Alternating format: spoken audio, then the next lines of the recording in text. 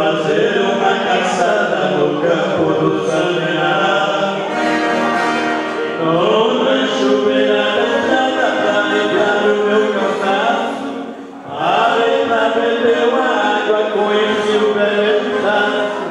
Era o rei dos cantadores que teve o descer pra Calaçu.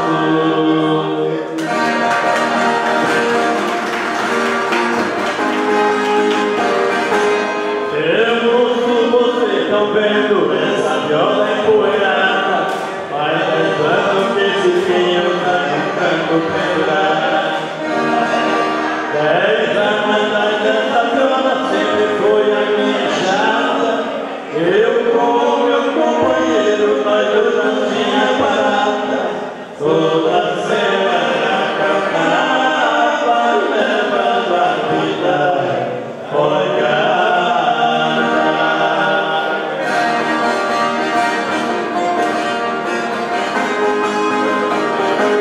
Cada dia uma cidade fazendo viagem, pra violeiro desfeitado, mas com nós é bobagem.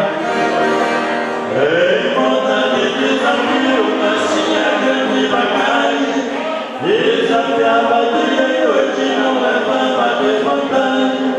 Afamado em 80 anos, já estava em muita paragem.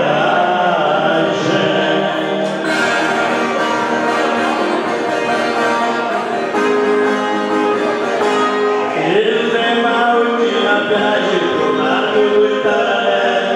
Quando foi que meia-noite o campeão chamou no pé.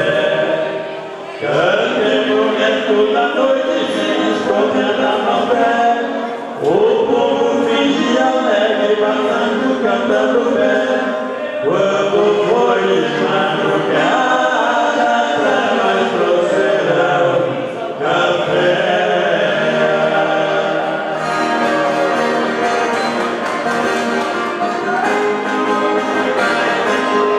Eu moço aquele café, foi verdadeira cilada.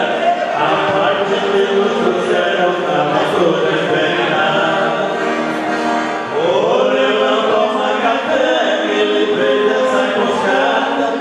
Sem dizer que aquela gente tava toda descuidada. Os campeão que nós quebramos tinha fama retirada.